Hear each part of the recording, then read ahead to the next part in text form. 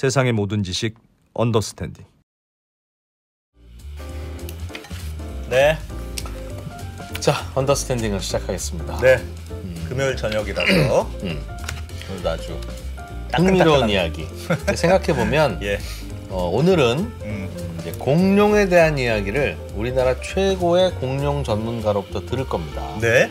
여러분은 그러나 보다 해봐 라고 굉장히 그렇게 할 수 있죠. 거만한 자세로 네. 앉아서 네. 그러고 계실 것 같습니다만 생각해보면 공룡에 대한 이야기를 우리나라 최고의 공룡 전문가로부터 네. 실제로 듣는 건 200년 전만 해도 왕만 할 수 있었던 일입니다. 아, 네. 요즘 이게 제가 얘기하고 다니는 건데 네. 영국의 귀족들은 크리스마스 날 있잖아요. 우리는 무슨 디너쇼 이런 거 하잖아요. 크리스마스 날 과학자를 불러다 놓고 과학 강연을 듣는 게 귀족들의 그러니까 아주 이건 고상한 진짜 취미인 최고의 거예요. 사치를 네. 뭐 루이비통 가방, 에르메스 가방은 정말 수백 개입니다. 그러나 예. 공룡 이야기를 공룡 전문가로부터 직접 라이브로 듣는 건 예. 진짜 사치스러운 일이다. 여러분들은 그걸 하고 계시고요. 누구 덕분에? 2% 덕분에. 감사하시기 바랍니다, 여러분. 예, 제가 잠깐 없는 동안 굉장히 거의 뭐 2%의 그냥 바닥이었네. 견제하는 사람이 너무 없었던 것 같아서 네. 제가 네. 금요일 저녁에 잠깐 왔습니다. 감사해 주시고요. 네. 잠시 후에 감사를 하셨으니까 네. 저희가 박진영 박사님 오랜만에 나오셨는데 네. 이분에 대해서 공룡 이야기도 재밌게 들어보겠습니다. 예, 바로 모셔보죠. 박진영 박사님, 네. 어서 오십시오. 네, 안녕하세요. 네. 와. 오랜만입니다. 네. 과천과학관에 취직을 하셨습니다. 네, 그 사이에 소속이 바뀌었습니다. 오, 과천과학관의 관장님은 여전히 이정모 교수님입니까? 아니요. 바뀌셨습니까? 바뀌었습니다. 바뀌었고. 네. 네. 그러면 과천과학관에 가면 박사님은 볼 수 있습니까? 예, 뭐 불러만 주시면 제가 얼른 튀어나가겠습니다. 예. 과천과학관 진짜 인재 산실인 것 같아. 오늘은 알겠습니다. 공룡에 대한 무슨 얘기를 저희가 듣게 됩니까? 사실 그 올해가요. 공룡 매니아들 사이에서는 좀 되게 특별한 해입니다. 올해요? 네. 왜요? 일단은요. 둘리 40주년이기도 하고요. 둘리. 그때 중요하네. 네, 중요하네. 둘리 40주년. 예. 고길동 40주년. 40주년. 그리고 쥐라기 공원 영화가 개봉한 지 30주년 된 해입니다. 그래요. 그게 벌써 30년이나 됐어요? 네. 그게 진짜 충격이었어요. 2% 20살 때였구나. 쥐라기 공원. 네. 그 영화가 잘못된 게 많죠. 지금 보면 잘못된 게 많죠. 근데 93년도 때는 그래도 꽤 나름 과학적인 영화였습니다. 과학에 기반한? 그러니까 호박 속에 우연히 들어간 모기. 공룡의 피를 빤 모기. 네. 그 녀석이 갖고 있는 그 공룡의 피를 잘 분석해서 공룡을 새로 이제 만든 거잖아요, 그죠? 복원.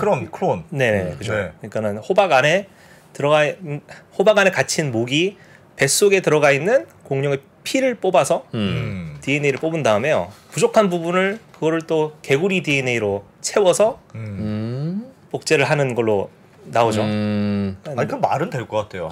피만 살아 있으면, 피만 지금까지 남아 있다면, 살아 있는 그 셀을 발견만 한다면. 아직도 막 공룡들 막 살아 움직이는 건 정말 무서웠어. 근데 이제 이게 지금 이제 좀 과학적으로 좀 불가능한 일이고요. 그게? 예, 왜냐하면 DNA라는 게 그렇게 오랫동안 보존이 될 수가 없어요. 그래서 물론 그렇죠. 네. 그리고 DNA가 그렇게 오랫동안 보존이 된다 하더라도요. 일단은 모기 안에 피를 뽑아야 되는데, 물론 이제 그 호박 안에 모기가 많이 발견이 되는 경우들이 있어요. 근데 근데 그 안에 피가 발견될 수 있는 확률이 과연 얼마나 될까? 일단은 모기가 보통 이제 피를 빠는 동물로 되게 유명하잖아요. 예. 사실은 평소에는 이슬이라든지 과즙을 많이 먹고 사는 벌레예요. 그래요? 네. 임신했을 때만 먹잖아요, 피를. 예, 맞습니다. 임신했을 때만 이제 피를 빨아 먹고요. 그러니까는 이게 가능하려면은 임신한 모기가 송진에 앉아가지고 호박이 돼야 되는 거거든요. 그렇죠. 네. 그렇죠. 더 나아가서 근데 또 그냥 아무 공룡이나 빨면 안 됩니다. 아이들이 좋아하는 공룡 위주로 빨아야 돼요. 그래야 복원이 되니까. 그러니까 그 주라기공은 공룡만. 아예 이 공룡 저 공룡은 안 되고. 그죠. 보통 이제 모기가 피를 빨아먹을 때 한 사람만 딱 빨아먹고 오늘 잘 빨아먹었어 하고 이렇게 쉬지는 않잖아요. 그렇지. 이놈 저놈 빨면 안 된다. 예, 그죠. 막 섞여 버리니까. 네, 그래서 공룡끼리 섞일 가능성도 있지만은 공룡 말고도 되게 다양한 생물들이 살았어요. 익룡이라든지 뭐 원시 악어라든지 원시 포유류라든지 말고도 그러네. 네, 굉장히 다양한 동물들이 살았고요. 섞일 수가 있죠. 네. 그리고 뱃속에서도 이게 소화가 될 거 아니에요. 네? 네. 그럼 이제 소화되는 과정 중에 또 약간 변형이 될 수도 있고요. 그러네. 또 문제가 있습니다. 무슨 문제가 있습니까? 대리모를 또 어떻게 할지. 그 뭐 비슷한 걸로 하겠죠. 예, 개구리나 뭐. 근데 이제 공룡 같은 경우는 파충류에 있는 뭐. 네, 근데 약간 탄산 칼슘으로 이렇게 덮여 있는 두꺼운 껍질의 알을 낳았거든요. 공룡은? 예. 네. 근데 이제 그런 형태의 알을 낳는 동물이 지구상에 있어봤자 뭐 타조 정도인데. 네, 타조. 네, 근데 타조의 알 내부 구조라든지 이런 게 옛날에 살았던 티라노사우루스라든지 이런 공룡들의 알 구조랑은 또 살짝 달랐거든요. 그러면 티라노사우루스의 그 유전자를 어찌어찌 복원했다 하더라도 그거를 대리모 고를 역할을 할 공룡이 있어야 돼요? 그죠. 그래서 오늘날 저희가 DNA를 이제 복원을 하려고 하는 동물이 이제 매머드가 있잖아요. 펄 매머드 같은 경우는 저희가 어떤 동물을 이제 대리모로 쓰냐면은 아시아 코끼리를 씁니다. 근데 코끼리도 여러 종류가 있잖아요. 네. 오늘날 살아있는 코끼리 종류가 세 종류나 돼요. 네. 하나는 둥근기 코끼리고요. 하나는 아프리카 코끼리고 마지막에 이제 아시아 코끼리인데 근데 세 중에 뭐 아프리카 코끼리 써도 되고 둥근기 코끼리 써도 되는 거잖아요. 근데 털 매머드는 아시아 코끼리랑 제일 가까워요. 진화적으로. 그래서 아시아 코끼리를 사용하는 겁니다. 그럼 매머드 유전자를 따내서 그거를 아시아 코끼리의 아기 집에다가 착상을 시키는 거예요? 네네. 오. 그러면 매머드 새끼가 나온다. 이제 이론적으로는 그렇죠. 네. 근데 아직 만들어내지 못했잖아요. 만들어내지 못했죠. 네. 근데 심지어는 매머더가 만 년 전에 살았던 동물임에도 불구하고 이렇게 못 만들고 있는 상황인데. 왜 못 만들고 있어요? 일단은 제가 뭐 매머드 복제하는 일에 지금 그 예전에 황우석 박사가 마지막에 한 게 그거예요. 네. 아마 지금도 하고 계시는 걸로 제가 알고 있어요. 예. 네. 일단 DNA가 많이 훼손돼 있기도 하고요. 이게 쉽지 않을 거예요, 제가 알기로는. 네. 그런데 공룡을 그렇게 다 골고루 복원시키는 건 임파서블하다. 네, 그렇죠. 알겠습니다. 그러면 뭐 그 얘기는 알겠습니다. 당분간 잘 안 하겠습니다. 그럼 비과학적인 거니까. 네. 네. 그래서 괜히 남이 해놓은 거니까 괜히 샘나서 그렇죠? 아닙니다. 쥐라기 공원에서 그러면 네. 하나씩 뭐 쥐라기 공원 30주년이라니까. 예. 네. 하여튼 그래서 의미 있는 해다 올해가. 의미 있는 해고요. 네. 단순히 그냥 공룡이 그냥 뛰어다니는 그런 영화가 뭐 영화 그렇게 보는 사람도 있겠지만 사실은 네. 이 영화 덕분에 사실은 많은 그 오늘날의 젊은 고생물학자들이 이제 공룡 학자의 꿈을 꾸게 된 거거든요. 그걸 보고. 네. 그리고 이제 이게 나름 이게 원래 공룡의 모습을 쥐라기 공원이 개봉하기 전에는 공룡 이미지가 되게 좀 덩치 큰 굼뜬 네. 파충류의 모습이었어요. 맞아요. 네. 쥐라기 공원 개봉하기 전에 어릴 때 만화 영화로 공룡 100만년 똘이라는 게 있었습니다. 네. 근데 거기에 나오는 하얀색 티라노사우루스는 진짜 천천히 움직여? 꿍 이렇게 움직였어요. 이렇게 움직였죠. 꿍. 그렇게. 네. 근데 이제 옛날 이미지는 그랬네. 옛날 이미지는 그랬죠. 그래서 1900년대 초반부터 해가지고 그런 이미지가 계속 쭉 이어져 오다가 한 70년대부터 해가지고 학계에서 이제 공룡이 생각보다 이렇게 굶뜬 동물이 아니네라는 증거들이 하나둘씩 발견이 되기 시작해요. 예를 들면 어떤 걸 보고 알았어요? 대표적인 게 이제 공룡 중에요. 딱 봤을 때 민첩하게 생긴 동물들이 있어요. 예. 그 전에는 발견되는 것들이 이제 티라노사우루스라든지 스테고사우루스 이런 것처럼 이제 덩치 큰 애들이었는데 딱 봐도 되게 날렵하게 생긴 작은 육식공룡들이 발견이 되기 시작했고요. 그래서 이걸 처음에 연구한 사람이 이제 제가 가져온 자료에 나오는 그 당시에 예일 대학교의 교수님이셨던 이제 존 오스트롬 교수님이세요. 네. 그래서 이분이 연구한 공룡이 지금 옆에 보시면은 그 모형이 지금 서 있죠. 네. 저기 주라기 공원에 나왔던 그 랩터인가 뭐 그런 거 아닙니까? 저희가 흔히 이제 일반인들이 이제 랩터라고 부르는 예. 그 공룡 무리에 속하는 애죠. 좀 더 학술적인 이름으로 이제 드로마이오사우루스 과라고 하는 공룡들이고요. 그래서 당시에는 이게 되게 획기적인 발견이었어요. 왜냐면은 그 예전에는 공룡이 굼 떴다고 생각했었는데 이 공룡의 몸 구조를 보니까는 새랑 되게 유사하다는 걸 알아냈어요. 새들이 굼 뜨진 않잖아요. 예. 물론 이제 저기 양계장에서 키운 뚱뚱한 닭이라든지 이런 데 좀 약간 굼 뜰 수도 있지만 예. 그래서 여기서부터 이제 이런 공룡이 살려면은 민첩해야 되는데 이 사람도 다른 화석 증거들을 또 보기 시작했어요. 예전에 공룡이 굼뜬 이미지로 그려질 때는 공룡이 항상 꼬리를 끌고 다닙니다. 질질 꼬리를 질질 끌고 다닙니다. 그래서 그냥 당연하게 생각을 했었는데 정말로 공룡이 꼬리를 끌었다면은 공룡의 발자국과 발자국 사이에 꼬리 끈 흔적이 나와야 되잖아요. 그렇죠. 네. 발견이 되지 않는 거예요. 그러면 꼬리를 들고 다녔다는 뜻이고 꼬리를 들고 다녔다는 얘기고요. 꼬리를 들고 다녔다는 건 그렇다고 꼭 빨리 간다는 건 아니지. 또 중심을 잘 잡았네? 그냥 이럴 수도 있잖아요. 중심을 잘 잡기도 하고요. 그리고 다리 구조를 보면은 다리가 밑으로 향해 있어요. 공룡들이. 그게 무슨 말입니까? 그러니까는 보통 일반적인 파충류들은 몸이 이렇게 있으면은 다리가 옆으로 뻗어 있어요. 옆으로요? 도마뱀처럼. 이렇게 도마뱀, 악어 예. 있습니다. 그래서 얘네들은 배를 바닥에 붙이고 다닌다는 뜻이겠죠. 예, 물론 뛸 때 살짝 배를 띄기도 하는데요. 걸을 때 이러고 뜁니다. 예. 그래서 잘 걷지도 못하고 숨 쉬는 것도 되게 어려워해요. 네, 폐가 양쪽에 동시에 팽창했다가 수축을 하면서 숨을 쉬어야 되는데, 예. 그래서 악어라든지 도마뱀 같은 경우는요, 그 뛸 때 뛰거나 걸을 때 숨을 쉬지 않아요. 숨을 그냥 참고 뜁니까? 네, 그런 경우들이 많습니다. 그래서 이거를 그것도 70년대에 그 당시에 대학원생이었던 캐리어라는 사람이 그걸 알아냈어요. 예. 러닝머신에 그 도마뱀들을 뛰게 했더니 도마뱀들이 숨을 쉬지 않는다는 걸 발견을 해가지고요. 그거 러닝머신. 네, 그걸로 이제 논문을 써서 이제 저기 박사하신 분인데.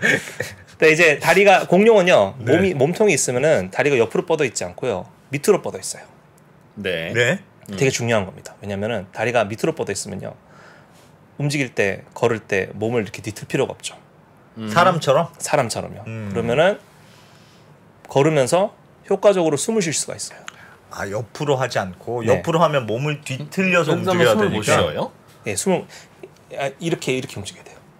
이렇게 움직이면서 숨을 쉬면 되잖아요. 근데 생각보다 이렇게 걷는 게 쉽지가 않아요. 여러분들이 이제 그래요?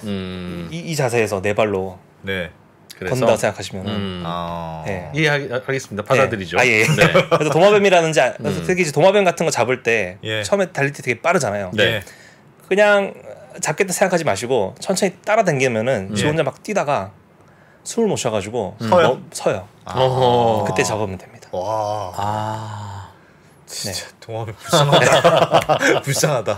근데 이제 공룡은 다리가 밑으로 뻗어 있죠. 예. 밑으로 뻗어 있는 다리를 갖고 있는 동물들이 숨을 쉬면서 먼 거리를 이동할 수 있는 동물들이 보통 그런 특징을 갖고 있고요. 알겠어요. 먼 거리를 많이 이동해야 되는 동물들은 보통 먹을 것을 많이 찾아다니는 애들이거든요. 예. 그 얘기는 애들이 되게 활동적인 동물이라는 것을 또 의미를 합니다. 그게 천천히 그렇게 느릿느릿 움직이는 애들이 아니었다. 예. 천천히 움직이는 동물들이었으면 다리가 뭐 옆으로 뻗어 있다든지 그래야 되는데. 악어처럼 이렇게 됐을 텐데. 네네네. 이렇게 생긴 걸로 봐서 네. 이렇게 다녔을 거다 이거죠. 예. 그리고 뭐 누구나 유추할 수 있을 것 같은데요. 네네. 그리고 그 다음에 이제 학자들이 또 무슨 일을 했냐면은 발자국을 연구를 해가지고요.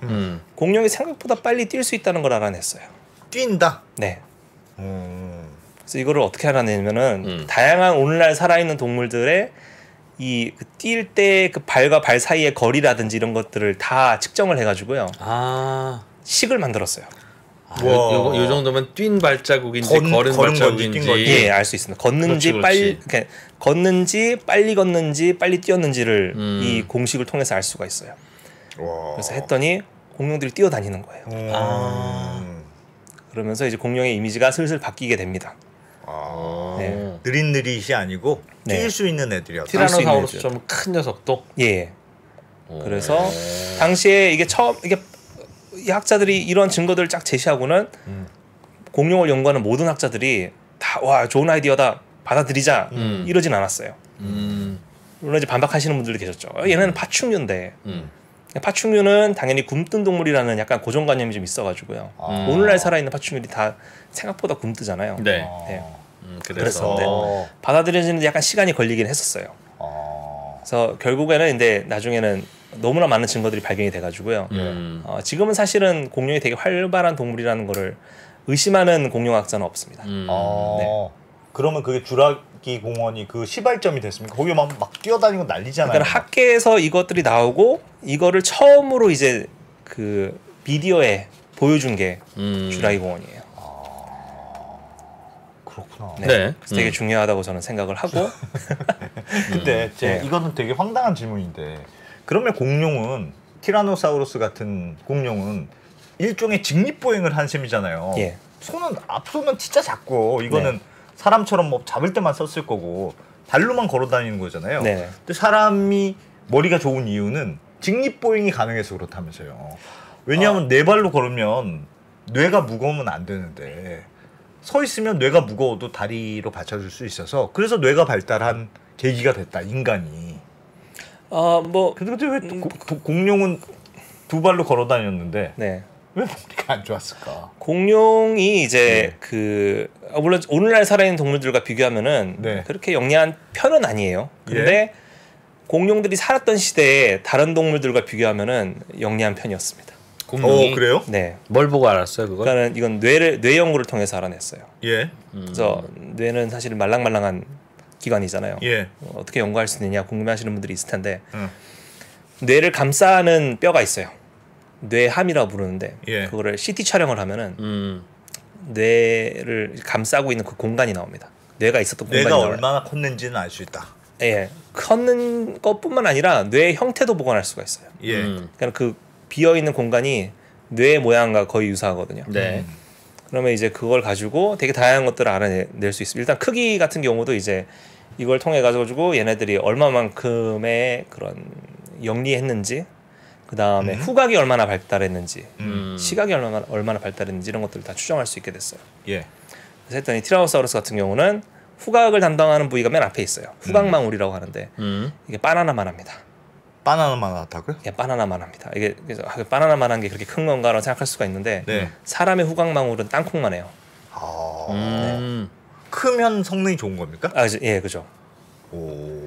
그래서 잘 이렇게 발달된 그 감각일수록 더 이렇게 크게 돼 있거든요. 그래서 그냥 얼굴이 크니까 그것도 큰 거 아니에요? 사람도 얼굴이 크다고 해서 머리가 크다고 해서 머리가 좋지는 않잖아요. 예, 꼭 그런 건 아닙니다. 네, 꼭 그런 건 아니고요.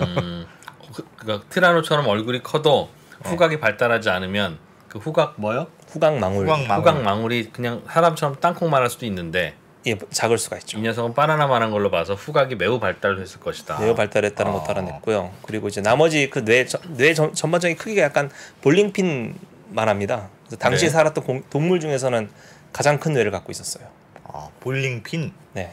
몸이 그렇게 큰데 볼링핀밖에 안 됐습니까? 뇌가? 네. 근데 근데 당시 6,600만 년 전 당시에는 가장 큰 뇌였어요. 당시에 살았던 포유 동물들보다도 훨씬 더 큰 뇌였고요. 그러니까 덩치 큰 녀석이니까 머리도 큰 게 아니냐는 거죠. 근데 이게 재밌는 게 공룡 쪽 계열의 동물들이 오늘날 살아있는 애들이 이제 공룡 쪽 계열의 동물들이 새예요. 새, 예, 비둘기 뭐 이런 애들이 비둘기, 닭이랑 까마귀 이런 친구들인데 이런 친구들 같은 경우는요 뇌 안에 그 뉴런 뇌세포 밀도가 되게 높아요. 네. 뇌 안에 뇌세포 밀도가 높으면은 그만큼 더 영리합니다. 네. 그래서 이거를 예를 들어 가지고 오늘날 살아있는 포유류를 보시면은 양이랑 침팬지가 뇌 크기가 똑같아요. 예. 네. 근데 침팬지가 더 똑똑하죠. 네. 네. 왜 그러면은 뉴런 수가 훨씬 더 많습니다. 뇌 크기는 같아도 예. 양보다. 예. 그래서 크기가 사실 중요하잖아요. 뉴런 수가 많냐 적냐인데 예. 오늘날 살아있는 새들이 포유류들보다 뇌 안에 뉴런 밀도가 더 높아요. 새들이 머리가 더 좋아요? 새들이 머리가 그렇게 좋아요? 물론 이제 영리한 새들도 있어요. 뭐 예. 까마귀라든지 이런 친구들은 영리하고요. 근데 아쉽게도 새들은 사람만큼 뇌가 커지질 못했죠. 네. 만약에 같은 크기의 새가 등장을 한다면은 저희보다 훨씬 더 영리할 겁니다. 사람 크기의 새가. 네. 하여튼 뉴런의 총수의 합은 그렇게 많지는 않았는데 단위 면적당이 높은 거네. 단위 면적이. 그럼 타조는? 타조는 일단 뇌가 작아서요. 작아요? 예. 새인데? 예. 그 친구는 사람 크기 되니까. 근데 이제 머리가 되게 작잖아요. 머리가 되게- 네. 하필이면 왜 그랬을까?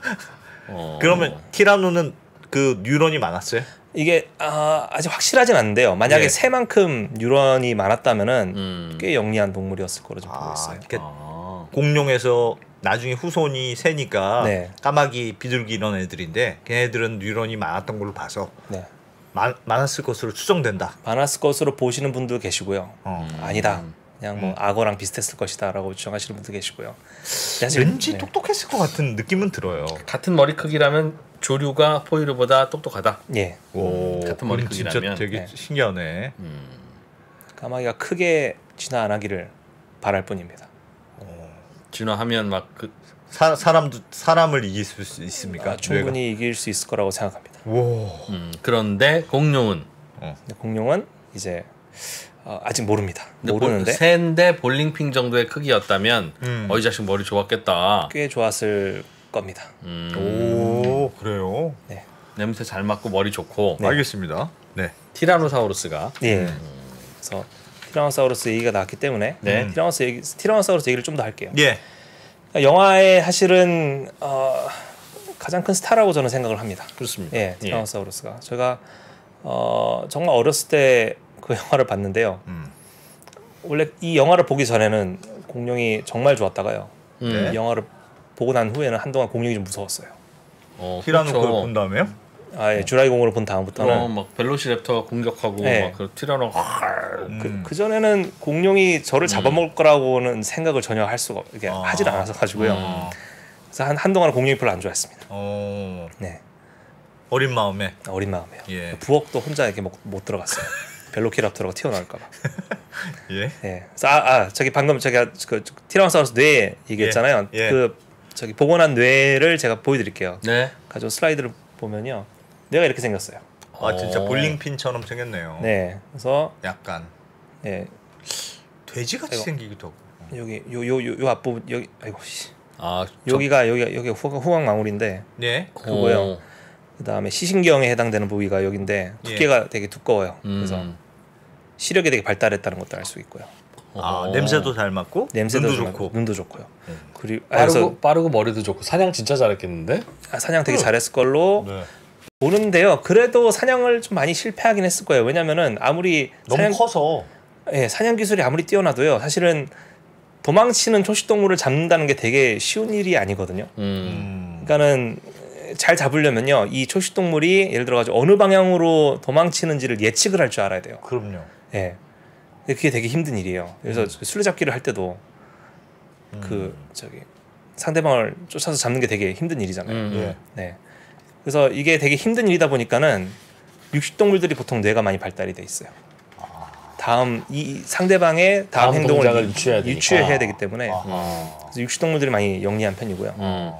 그래서 보시면 제가 그 시신경 얘기를 했는데 시각이 많이 발달돼 있어요. 근데 이 주라기 공원 영화를 보시면요, 네. 이 장면이 나와요. 티라노사우루스 앞에서 가만히 있으면은 티라노사우루스가 보지 못한다. 얘기가 있었어요. 그래서 이게 당시에는 이제 이 영화가 만들어질 당시에는 티라노사우루스의 시력이 어느 정도인지에 대한 뭐 딱히 정보가 없어서. 결과가 없었어요. 그래서 머리 크기에 비해서 눈 크기가 좀 작아 보여서 눈이 시력이 나빴을 것이다. 그렇게 주장하셨던 분들이 계세요. 아. 그래서 그게 살짝 반영이 된 것도 있고요. 주라기 공원 영화의 그 원작이 소설이거든요. 소설에서는 약간 좀 다른 해석을 합니다. 왜냐하면 거기서는 이제 공룡을 복원을 할 때 개구리의 DNA를 이용해서 복원을 하거든요. 그래서 개구리의 DNA 때문에 시각이 개구리가 원래는 움직이는 거에 되게 반응하거든요. 아. 소설에서는 그렇게 나오지만은 영화에서는 이제 그런 설명은 안 해주죠. 가만히 있으면 된다. 네, 근데 그거를 감수했던 학자분들 중에 이제 티라노사우루스의 시력이 되게 형편없었을 것이다라고 주장하셨던 분이 있어가지고요. 그게 좀 약간 반영이 됐고요. 근데 이 연구 결과에 따르면 사실 이게 말이 안 되는 게 이제 밝혀졌죠. 티라노사우루스 앞에 도망치지 않고 가만히 있는 거는 죽음을 그냥 네, 치킨이랑 치킨 너겟 그 차이입니다. 네. 네. 그냥 예. 죽는 거구나. 네네. 알겠습니다. 맞습니다. 그래서 티라노사우루스는 그래서 네. 예전 티라노사우루스는 뭘 먹습니까? 그럼? 티라노사우루스 커서 뭘 먹었어요? 초식 공룡들을 먹었는데요. 초식 공룡을 잡아 먹었어요? 예. 초식 공룡들 중에 이제 트리케라톱스라고 하는 종류가 있습니다. 머리에 이렇게 뿔 솟아 있는. 예. 걔를 네? 제일 많이 먹었어요. 그 애들이 좋아하는 그 공룡 아닙니까? 예, 맞습니다. 예쁘게 생기네. 네. 힘도 좋을 것 같고. 네네. 오각형 뿔 같은 거 등에 이렇게 쭉 있는 거죠. 아니요, 걔는 아니에요? 스테고사우루스고요. 머리에 부채 같은 이렇게 구조물이 있고 그다음에 예. 눈 위에 뿔 한 쌍이 있고 코에 뿔이 있는 친구입니다. 예. 그런 걔를 좀 잡아먹었어요? 걔를 제일 많이 먹었어요. 뭐 다른 공룡들도 먹긴 했는데요. 어떻게 알아요? 걔를 먹었는지. 공룡 먹었어요? 그러니까는 티라노사우루스가 발견된 지층에서 예. 다른 초식 공룡들의 뼈가 나오는데 뼈가 많이 나오는데. 네, 근데 트리케라톱스의 그 뼈를 보면은 티라노사우루스에게 물려가지고 생긴 상처들이 되게 많이 나와요. 물려가지고 머리 일부가 없다든지 골반 일부가 없다든지 이빨이 어디에 박혀 있다든지 뿔이 부러져 있다든지 이런 것들이 많이 나옵니다. 걔도 무섭게 생겼던데 그게 힘이 안 되나 보다. 동네 북이었다는 증거. 근데 아마 실제로는요. 그러니까 오늘날 살아있는 동물들을 보시면은 사자라든지 호랑이 이런 친구들 보면 10번 사냥하면 한 번 성공할까 말까 하거든요. 예. 실패가 그렇게 많아요. 실패가 되게 그래서 굶어 죽는 개체들도 꽤 많습니다. 사냥 못해서 사냥 못해가지고요. 육식동물로 사는 게 되게 힘들어요. 힘든 거예요. 힘든 거예요. 초식동물은 사실은 그럼. 그냥 풀은 많으니까. 예. 초식동물은 연금 생활자지. 벤처 기업이구나. 육식동물은 벤처 기업. 10개 중에 9개는 망하고. 사실 초식동물로 사는 게 네. 좀 더 편하죠. 그러니까는 열심히 뛸 필요도 없어요. 옆에 있는 친구보다만 더 잘 뛰면 됩니다. 네. 그렇죠. 네, 그리고 살면서 포식자를 이렇게 많이 만날 일도 별로 없고요. 예. 네. 그래서 초식동물이 굶어 죽는 것보다는 육식동물이 굶어 죽는 경우들이 더 많고요. 진짜 육식동물로 살기가 쉽지 않은 거구나. 그래서 티라노사우루스도 사냥을 실패했던 흔적들이 또 나왔어요. 예. 저희 제가 일하고 있는 국립가청과학관에 가면은 예. 오리주둥이 공룡이라는 게 있어요. 네. 에드몬토사우루스라는 친구인데 네. 얘가 이제 트리케라톱스 다음으로 많이 먹었던 티라노사우루스가 페이버리트 푸드. 2위입니다. 오리고기. 예. 오리주둥이 공룡인데 예. 이 친구의 꼬리뼈를 보면은 이렇게 티라노사우루스 물어가지고 생긴 상처 자국들이 있어요. 많아요. 살짝 있는데요. 그래서 이게 티라노사우루스가 이 친구를 사냥했다는 증거이긴 한데 먹었다는 증거가 될 수는 없어요. 왜냐면은 티라노사우루스가 그 다른 육식 공룡들과 달리 뼈채 씹어 먹었던 동물이거든요. 이 동물을 정말 사냥해서 먹었다면은 다른 부위가 다 먹었어야지. 거의 다 없었을 텐데 이빨 자국만 꼬리에 남아 있는 거예요. 장난치다가. 그게 아마 사냥에 실패한 자국이 아닐까 지금 추정을 하고 있습니다. 물었는데 놓친 거죠. 꼬리를 흔들고 그냥 도망쳤겠죠. 그 오리 주둥이 그 오리고기는 예. 이름 뭐라고 했죠? 에드몬토사우루스입니다. 에드몬토사우루스는 작았습니까? 큽니다. 굉장히 컸어요? 아시아 코끼리 한 마리만 합니다. 좀 커야지만 잡을 수 있을 것 같아요. 본인도 크니까 티라노사우루스는. 그죠. 너무 작은 애들은 잘라가지고 못 잡을 것 같아. 그래서 아마 그러니까 티라노사우루스가 어릴 때는 작은 초식 공룡들을 주로 잡아먹었을 걸로 좀 보고 있고요. 크면서 이제 덩치 큰 애들을 큰 애들을 잡아먹고. 네. 알겠습니다. 네. 그래서 티라노사우루스가 그런 걸 이제 먹고 살았다. 네. 그리고 영화에서 보면 좀 약간 티라노사우루스 약간 좀 괴물 같은 괴수 같은 네. 네. 이미지로 등장을 하죠. 근데 요즘 은 약간 좀 많이 바뀌고 있어요. 그런 모습으로 좀 미디어에 좀 안 나오고요. 약간 좀 다른 이미지로 나오는데 그 이유가 여기 있거든요. 예? 제가 가져온 슬라이드를 보시면은요, 이게 지금 티라노사우루스의 아래턱 쪽을 보면 되게 좀 약간 지저분하게 뭐가 좀 주황색 선들이 나 있잖아요. 저게 뭡니까? 저게 신경들이 지나간 자국들입니다. 네. 턱 아래 턱에 신경이 많이 지나갔다. 예, 많이 지나갔어요. 그래서 이게 CT 촬영을 통해 가지고 알아낸 거고요. 저만큼의 신경이 발달한 오늘날의 동물이 악어예요. 악어? 예, 악어입니다. 예. 악어가 되게 예민한 주둥이를 갖고 있어요. 그럼 이제 악어가 예민한 주둥이를 어떻게 이동을 할까 보면은 이제 물론 이제 얘네들이 물속에 잠긴 채로 있다가 초식동물이 와가지고 막 첨벙첨벙거리면 그걸 감지해서 잡아먹으러 가기도 하지만은 티라노사우루스가 물에 살았던 동물은 아니잖아요. 예. 그런 용도는 아니었을 거고 또 다른 용도로 씁니다. 악어들이 어떨 때 쓰냐면요. 예. 둥지의 온도를 체크한다든지. 예민한 턱으로. 예. 둥지가 이렇게 있으면요. 네. 턱을 갖다 대고 온도를 체크해서요. 온도가 예. 너무 높으면은 위에 있는 식물을 좀 걷어내고 낮으면 식물을 덮고 그러거든요. 예. 그리고 주둥이가 예민해서요. 악어는 이제 손을 못 쓰잖아요. 그래서 예. 예민한 주둥이로 새끼를 나르거나 할 때 써요. 주둥이에 넣어서 적절한 그걸로 네. 너무 세게 물지 않고. 예. 아. 그리고 심지어는 이제 알에서 깨어나지 못한 새끼가 꺼내달라고 울거든요. 네. 그러면 이제 이 주둥이로 들어가지고 살짝 아. 올려가면서 깨서 부활을 시키게 해줘요. 아. 그게 신경이 많아야 가능하겠구나. 예. 그래가지고 그 이제 보시면은 제가 가져온 자료 보시면은 이제 악어가 저런 식으로 해서 주둥이에 새끼를 넣은 채로 보살펴요. 어디 이동하거나 할 때. 오. 그래서 티라노사우루스도 아마 이랬을 이렇게? 거라고요? 예. 오. 이런 생각을 하는 사람들이 있어요. 그래서 와. 지금 요즘 이제 다큐멘터리라든지 이런 나오는 티라노사우루스의 모습이 괴수 같은 이미지가 아니라 약간 모성애 혹은 부성애가 있는 공룡으로 좀 그려지고 있습니다. 와, 그래요. 저게 가능하려면 예민한 턱이 있어야 된다. 네. 사람도 예민한 턱이 있습니까? 사람은 이 정도로 예민하지는 않죠. 저 정도로 예민했다면 입안에다가 자식을 넣었을 수도 있다. 네. 그러니까 이게 저희가 이제 해석을 할 때는요. 예. 오늘날 살아있는 동물을 보고는 가장 유사한 거를 보고 예. 이제 추정을 하는 거거든요. 네. 어. 네.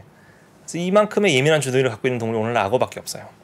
다른 동물들이 있었으면 저희가 다른 경우도 봤을 텐데 지금 일단은 비교할 그래서 대상이 좀 악어랑 비슷했을 악어밖에 것이다? 없어서. 야, 네. 예민한 턱이 있으면 새끼를 입안에서 키운다. 야. 가능성이 뭐 완전히 없다고는 할 수는 없고요. 왜냐면 티라노사우루스도 이제 악어처럼 앞다리를 안 쓰잖아요. 예. 네. 충분히 가능성이 폐화된 있다고. 앞다리. 예, 그죠. 어. 충분히 가능성이 있다고 저는 생각을 합니다. 그렇군요. 네. 네. 어릴 때부터 입는 쇠. 예, 알겠습니다. 네. 그리고 이제 이 주라기 공원 영화를 보면요. 예. 1편에서는 티라노사우루스 굉장히 재빠르게 나오거든요. 시속 50km로 달리는 동물로 나와요. 네. 그래서 막 지프차도 쫓아가고 이러는데 맞아. 근데 2편부터는 티라노사우루스가 좀 약간 시원찮아요. 사람을 겨우 쫓아가고요. 3편에서는 아예 사체를 먹다가 다른 육식공룡한테 물려서 죽어요. 같은 티라노사우루스인데 왜 달라졌지? 이게 감수하는 학자의 의견이 얼마나 반영이 되느냐에 따라 달라지는 거예요. 1편의 감수자와 2편의 감수자가 달랐어요? 그래서 1편 같은 경우는요, 되게 많은 학자분들이 참여를 했어요. 물론 엔딩 크레딧에서는 한 분만 올라가긴 했는데, 제가 아는 분들만 하더라도 거의 한 4명 이상은 되거든요. 감수한 과학자가? 예, 과학자분들이 예. 이제 4명 이상 돼요. 근데 그 중에 이제 가장 좀 영향력 있으셨던 분이 이제 로버트 바커라는 분이세요. 그래서 예. 제가 준비한 슬라이드를 보시면은 여기 왼쪽에 그려지신 분이거든요. 수염 나시고 네. 저기 카우보이 모자. 예. 예. 저분이 이제 공룡이 굉장히 활동적인 동물이었다는 걸 되게 강하게 주장했던 분이시고요. 그래서 이분이 주장했던 게 그런 거였어요. 티라노사우루스가 시속 50km로 뛰었을 것이다. 굉장히 재빠른 맹금류 같은 동물이었을 것이다. 예. 생각을 한 거예요. 그래서 그 의견이 많이 반영이 됐어요. 1편에서는 1편에서는. 네. 근데 이제 제가 가져온 슬라이드 오른쪽에 계시는 분이 이제 잭 코너 박사님이신데 이분은요 티라노사우루스를 별로 안 좋아하세요. 왜요? 티라노사우루스가 이분은 굉장히 그 사냥꾼이 아니라 사체 청소부였을 거라고 생각했던 분이에요. 오. 그냥 죽어 있는 동물들을 먹는 예, 그러니까 사냥을 안 하고 사냥은 안 하고 순수히 그냥 죽어 있는 동물만 찾아다니는 그런 동물이었을 거라고 하이에나처럼. 왜 그러니까는 했어요? 그러니까 티라노사우루스가 보면은 이빨이 제가 저기 그 뼈째 씹어 먹는 동물이라 했잖아요. 네, 예. 그러니까 이빨이 되게 특이하긴 해요. 예. 제가 티라노사우루스 이빨을 가져왔어요. 이빨을 가져오셨다고요? 네, 이빨을 가져왔습니다. 여기 티라노사우루스 이빨의 와. 아주 와. 복제품입니다. 예. 보시면은 굉장히 일단 크고요. 이게 지금 앞에서 봤을 때 모습이고 이게 옆에서 봤을 때 모습이에요. 근데 보시면은 밑에 이빨입니까? 이게 이빨이 이렇게 하나 있는 거예요? 이게 위쪽에 있는 이빨인데요. 예. 그 보시면은 좌우 폭이 되게 네. 넓어요. 굉장히 굵은 이빨을 하고 있어요. 근데 다른 육식공룡들의 이빨을 보면요. 이게 지금 알로사우루스라고 하는 육식공룡 이빨인데 예. 얘는 보면은 그 폭이 되게 좁아요. 그러네요. 네. 이런 이빨 크기 차이도 있지만은 예. 크기 좁아요. 그래서 보통의 육식공룡들은 이 동물이 죽으면은 뼈 위에는 살점만 이렇게 썰어서 먹었어요. 예. 이게 되게 얇기도 하지만 앞뒤로 톱날 구조가 네. 발달돼 있어요. 예. 예. 그래서 되게 그 돈가스 썰어 먹을 때 쓰는 칼 같아가지고 아. 그 고기를 썰어 먹기에 되게 적합한 이빨이고요. 예. 이거는 사실 고기를 썰어 먹기에 적합한 이빨은 아니죠. 그냥 통째로 그냥 뼈채 먹는. 씹어먹는 이빨인데 예. 그래서 이 이유 때문에 그냥 사냥꾼이었으면은 살점만 먹어도 될 것을 예. 왜 뼈까지 씹어먹느냐. 그러네. 예. 또 오늘날 살아있는 동물 중에 뼈채 씹어먹는 동물이 있는데 하이에나인 거예요. 아. 그래서 이 사람은 하이에나는 시체 청소부니까 티라노사우루스도 근데 모르겠어 보일 근데 것이다. 하이에나도 어차피 사체를 먹는 건데 왜 뼈째 씹어 먹어야 됩니까? 그냥 거기서 살만 먹으면 되지. 근데 하이에나가 이제 좀 되게 특이한 동물이긴 한데 그러니까 뼈 안에도 먹을 거 되게 많아요. 골수도 있고요. 네. 그러니까는 생존하기엔 되게 유리한 거죠. 이게 예를 들어 가지고 뼈까지 먹는 게. 예. 그러니까는 하이에나가 원래 사실 100% 사체 청소부는 아닙니다. 예. 사냥도 사자만큼 잘해요. 잘해요. 잘하는데 이제 먹을 게 없을 때는 이제 다른 동물들이 남기고 간 그런 것들도 먹는 거예요. 아, 남기고 간 거 먹으려니까 뼈까지 먹긴 먹어야 네네. 되겠구나. 네. 그래서 사실 사자보다는 좀 더 살아가는 좀 더 유리하겠죠. 하이에나가요. 근데 이 제코너브는 이제 이런 특징 때문에 티라노사우루스가 하이에나 같이 사체 청소부였을 것이다라고 주장을 했던 거고요. 이빨의 구조로 보니까. 이빨 구조도 그렇고요. 그리고 앞다리가 일단 뭐 짧고 그 다음에 자기가 계산해봤더니 티라노사우루스가 재빠르게 움직이기에는 뒷다리 근육이 부족하다고 생각을 했어요. 그래서 아마 뛰지도 못했을 것이다. 그러니까는 사냥꾼으로서는 완전 꽝이니까 이 친구는 사체 청소부였을 것이다라고 주장을 했던 거예요. 예. 그래서 이분들이 이게 좀 티격태격 하셨는데 그러니까 1편 할 때는 이 로버트 바커분의 의견이 많이 첨가가 돼가지고 티라노사우루스가 재빠른 동물로 나오지만 2편부터는 이 제코너 박사님의 의견이 많이 반영이 됐어요. 예. 티라노사우루스 잘 뛰지도 못하고 3편에서는 다른 공룡 사체 뜯어먹다가 다른 육식 공룡에게 물려 죽이고 왕도 아니었다. 네. 공룡의 왕도 아니었고. 네. 그래서 이 두 분의 의견이 왔다 갔다 하는데 그래서 그 영화 2편을 보시면요. 요 바커 박사님과 되게 유사한 캐릭터가 하나 나와요. 예. 네, 로버트 버크라고 하는 캐릭터가 나오는데 똑같이 생겼어요. 수염도 기르고. 오. 네. 근데 거기서 티라노사우루스한테 먹혀 죽거든요. 아 그분이. 네. 그래서 일부러 그렇게 그런 캐릭터를 죽이게 만들어서? 해달라고 아. 한 거라고 하더라고요. 아, 정말요? 네. 그래서 이게 저기 유명한 일화가 있어요. 그래서 영화 개봉하고 이 호너 박사님이 바커 박사님한테 전화를 했다 하더라고요. 예. 드래곤 2편 봤냐? 어. 내가 너 죽였다. 이랬는데 바커 박사님이 되게 위트 있으신 분이거든요. 아 봤다. 티라노사우루스가 날 사냥하더군. 역시 티라노사우루스는 사냥꾼이야. 아, 대답을 했다 그렇게. 하더라고요. 재밌네요. 네. 아. 그래서 지금은 티라노사우루스가 사냥꾼이라는 게 사실은 뭐 다 인정하는 사체 사냥꾼, 사체 먹는다는 거는 소수 의견이고 오히려. 예, 그러니까는 아마 물론 사체가 있으면 티라노사우루스가 먹기도 했으나. 했었을 거예요. 근데 이제 되게 활동적인 동물이라는 게 이 뇌 연구를 통해 가지고 많이 밝혀졌습니다. 알겠습니다. 네. 그리고 얘 말고 티라노사우루스 말고 빠른 애 네. 벡터 예. 벨터? 이름 뭐였죠? 벨로키랍토르. 벨로시랩터. 네. 랩터. 영화에서는 이제 벨로시랩터라고 나오는데 원래 예. 실제로 우리나라에서 표기하려면 이제 벨로키랍토르가 맞고요. 벨로키랍토르. 네. 네. 되게 유명하고 아이들이 되게 좋아하는 공룡이긴 한데 뭐 빨랐어요 그때. 빠르고 무서운 애. 예, 굉장히 빠르고 굉장히 똑똑하고요. 예. 문도 열잖아요. 저는 어렸을 때 그거 보고 깜짝 놀랐거든요.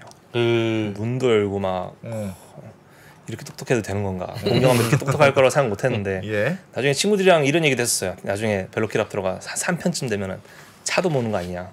라는 생각도 했었어요.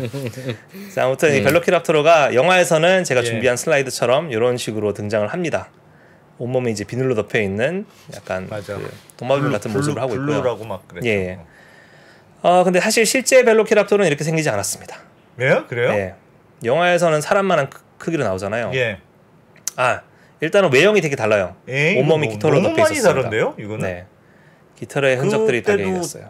그 과학자들이 감수를 했다면서요. 근데 그때는 그 공룡에게서 깃털의 흔적이 발견되기 전이었어요. 영화가 나온 게 93년도인데요. 예. 95년도에 첫 깃털 흔적이 나왔어요. 그럼 똑같은 뼈만 발견됐는데 네. 그 90년대에는 조금 전에 그림 볼까요? 와, 저렇게 복원을 했다가 네. 다시 한번 보니까 깃털의 흔적이 있네 라고 해서 두 번째 그림 큐. 저렇게 복원했다고요? 저희 같은 거라고 똑같은 뼈를 보고 상상한 거라고요? 네, 이게 너무 많이 가미가 되는 거 아닙니까? 너무 큰 변화 아닌가? 우리가 모른다고 정말.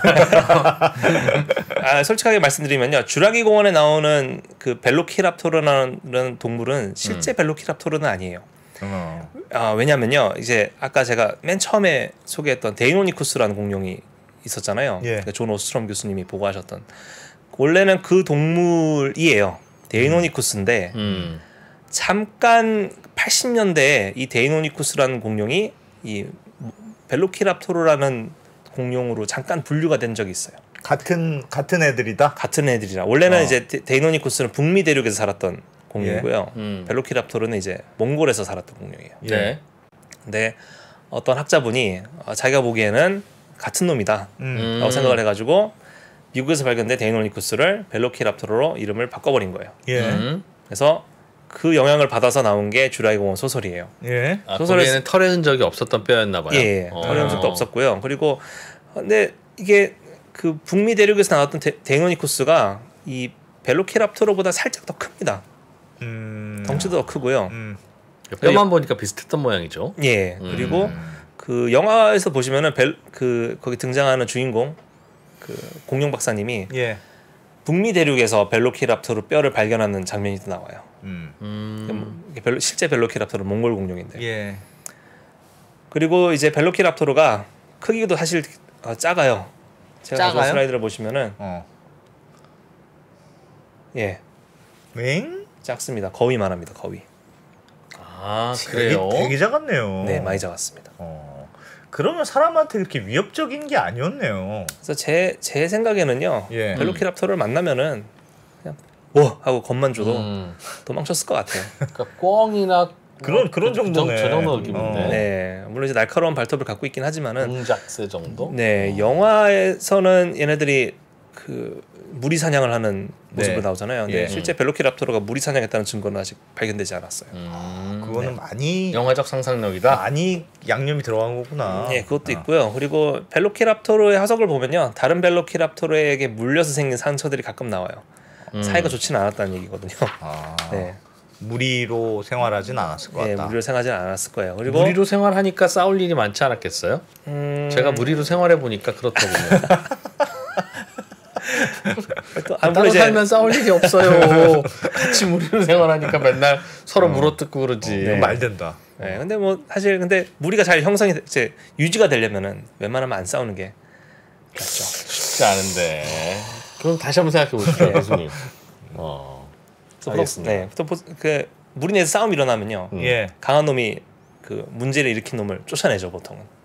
무리의 그렇지. 그때 다치는 적이 아닐까요? 그래. 뭐 아니면 그럴 가능성도 있겠죠. 그 우두머리한테 한번 붙었다가 네. 혼나고 쫓겨나서 쓸쓸한 최후를 맞췄다. 네, 애초에 얘네들이 같이 발견된 적이 없어요. 같은 지역에서 여러 마리가 같이 발견된 적이 없어요. 아니 무리로 생활하더라도 따로따로 죽죠. 아니 물론 그렇죠. 그래, 죽을 때는 그래도 무리로 생활하면 비슷한 데서 죽긴 죽겠지. 무리로 생활하면 한꺼번에 뭐 화산을 빠질 수도 있고. 어쨌든 거기에 대해서는 저희가 좀 이견이 있는 걸로. 예, 알겠습니다. 그냥 우기면 되는구나. 어차피 서로 증거가 서로 별로 그 없으니까. 두 개는 너무 달라서. 그래서 그 벨로키랍토르가요, 그 또 이렇게 크기를 약간 뻥튀기 한 거예요. 그러니까 스티븐 스필버그 감독이 이렇게 하면은 너무 좀 안 무서울 것이다라고 해가지고 사람 크기로 약간 불린 거예요. 학자들의 동의를 얻고 불린 거예요. 왜요? 학자들은 왜 동의를 했어요? 뭐 학자들 어차피 뭐 이건 SF 영화고 하니까는 불려도 된다라고. 안 된다고 하면 안 불리려고 그랬어요. 예. 그래서 그래도 약간 그 허락은 받아야죠. 감수하시는 분들이 이제 이 정도까지는 그래도 애교로 봐준다. 이건 좀 봐주세요. 영화적 상상력이 필요하니까. 그런데 재밌게도요, 이 영화가 개봉하기 직전에 엄청 큰 이 랩터 공룡이 발견이 됐어요. 예? 아, 요만 조만한 새가 아니라 원래 그동안 발견됐던 애들은 다 이렇게 약간 거위만하거나 이랬는데 사람만한 영화 속에 등장하는 벨로키랍토르처럼 거대한 녀석이 발견이 된 거예요. 어머나. 그러면 제대로 한 거네요. 아 그죠. 그래서 이걸 발견을 해가지고요. 그러니까 세상에. 그 영화 제작사 그 주라이공을 만드신 분들이 장난으로 그런 얘기를 해요.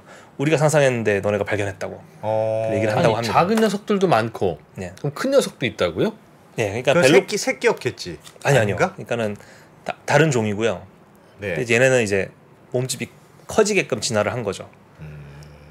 그래서 이 친구가 이제 그러니까 그거를 연구하신 과학자가 이 주라기 공원이라는 영화에서 벨로키랍토르가 약간 뻥튀기 돼서 나온다는 거를 거기서 주워 들은 거예요.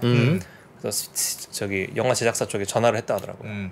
그 자기 그 연구비 좀 지원해 주면은 비슷한 사이즈 만들어 주겠다.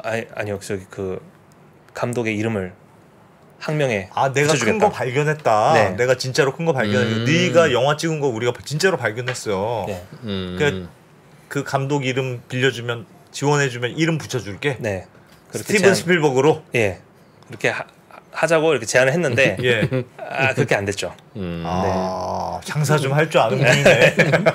그렇게 안 돼가지고요. 결국은 이제 이 공룡을 그 발견된 그 주의 이름을 따서 그 유타랍토르라는 유타에서 이름으로 발견됐구나. 우리나라에서 표기하면 이제 우타랍토르긴 한데 그 제가 가져온 자료를 보시면은 크기가 이 정도 되고요. 진짜 딱 영화에서 나온 만한 크기네요. 네네네. 영화에서 나온 그 공룡 크기고 살아생전의 모습은 이렇습니다. 온몸이 깃털로 덮여 있고. 진짜 무서웠겠다. 저런 애들 막 엄청 큰 애들이 다니면. 저기에 사람만 했으면 저건 무서웠겠네요. 이 친구는 저를 잡아먹었겠죠. 근데 거의 황소만한 크기 아닙니까, 저런 거? 예, 이게 또 무서운 게요. 보통 포유류들은요 사냥을 할 때 먹잇감에 숨통을 끊고 먹거든요. 네. 예? 그래야지 발버둥 치지 않잖아요. 그렇죠. 근데 이제 이런 파충류 계열의 동물들은요 숨통을 잘 안 끊어요. 계속 괴롭혀요? 그 발달된 발톱이랑 힘으로 먹잇감을 짓누릅니다. 못 움직이게. 그 다음에 먹어요. 살아있어도 먹어요. 살아있는 게 맛있어서? 꼭 그런 건 아니고요. 그러니까 방법이 다른 거예요. 포유류는 숨통을 끊은 다음에 얘가 발버둥 못 치게끔 미리 죽인 다음에 먹는 거고요. 잠깐 소변 보고 와서 다시 먹고 이런 건데 얘네는 그냥 힘이랑 발톱으로 짓누른 다음에 못 움직이게 고정을 시켜서 먹어요. 잔인한 놈들이네. 네, 오늘날의 새도 그렇습니다. 새도 그래요? 네, 새들도 그런. 새가 쥐잡아가면 딱 잡고 잡은 상태에서 그냥 먹어요? 막 뜯어 먹어요. 진짜 그랬던 것 같아. 네. 고양이가 쥐를 잡으면 일단 쥐를 죽여놓고 먹는데 독수리가 쥐를 잡으면 그냥 살아있는 쥐를 잡은 상태에서 먹는다. 살아있는 쥐를 뜯어 먹는구나. 그 영상 이런 거 보시면 황조롱이가 비둘기 잡은 다음에 털을 막 꼽아요. 이렇게 막 살점 뜯고. 그냥 비둘기는 막 살아 있는데. 진짜 잔인하네. 네. 근데 쟤는 날아다니질 않았는데 깃털이 왜 필요했을까요? 여러 가지 용도로 쓰였을 거예요. 일단은 보온, 몸을 따뜻하게 하기 위한 용도도 썼을 거고요. 그리고 이제 과시. 예, 날개 쪽에 있는 깃털 같은 경우는 이렇게 펼쳐가지고 뭐 이렇게 위협을 한다든지. 공작처럼. 예, 위협을 할 때도 썼을 거고요. 구애할 때도 썼을 가능성이 있고요. 또 재밌게도 이 공룡의 그 새끼들은요 나무에 살았을 걸로 좀 추정을 하고 있어요. 나무야? 나무에 올라 살다가 이제 활공을 하면서 지내다가 덩치가 커지면서 내려왔을 걸로 좀 보고 있어요. 날라다녔다? 약간? 약간 활공. 그러니까 활공이 날다람쥐처럼 이렇게. 이렇게? 네. 와. 그걸 어떻게 합니까, 그거는? 이러한 공룡들의 새끼들이 발견이 됐는데요. 그러니까는 이런 활공하기에 딱 적합한 앞다리 구조라든지 이런 것들이 또 발견이 됐고요. 새끼들이. 새끼들은 날아다녔을 것이고 나무를. 네. 그러다가 덩치가 커져서 엄마나 아빠가 되면 이제 땅으로 내려와서 이제. 그 영화 이미지는 그럼 완전히 아니네요. 하여튼. 그렇죠. 근데 이게 털부터 다르고. 그게 좀 아쉽긴 해요. 그러니까는 1편에서는 물론 그때 당시에 이제 공룡의 이미지가 그렇기 때문에 그렇게 만들었겠지만 그 걔가 2편, 3편에도 계속 나오는데. 그대로 나오죠. 그나마 3편에서는 깃털을 살짝 달기는 합니다. 근데 이제 작년에 나온 영화에서도 사실은 거의 1편에 나왔던 모습 그대로 나오잖아요. 차마 잘못을 시인할 수가 없었구나. 네. 그래서 그게 좀 살짝 아쉽기도 하고요. 근데 그래서 심지어 어떤 공룡학자분들은요, 아 자기는 주라기 공원 시리즈 절대로 안 보겠다. 오. 선언하신 분들도 계시는데 뭘 그렇게까지? 저는 좀 약간 굳이 그럴 필요가 있나? 그냥 영화일 뿐이라고 저는 생각을 하고요. 예. 사실 영화에서 많이 틀려줘야 근데 나와서 할 얘기가 좀 많아지죠. 네. 우리 긍정적인 박진영 박사님. 네. 근데 알겠습니다. 벨로시랩터. 네. 예, 진실은 이렇고. 1분만 쉬었다가 다른 공룡으로 넘어가서. 다른 공룡으로 넘어갈까요? 예. 알겠습니다. 1분만 쉬었다가 오늘 과천과학관의 박진영 박사님과 공룡 이야기 하겠습니다. 양안 전쟁이 발생한다면 미사일과 공군기는 이쪽에서 많이 돌아다닐지 몰라도 육상전은 한반도가 불바다가 될 가능성이 더 크다고 생각합니다.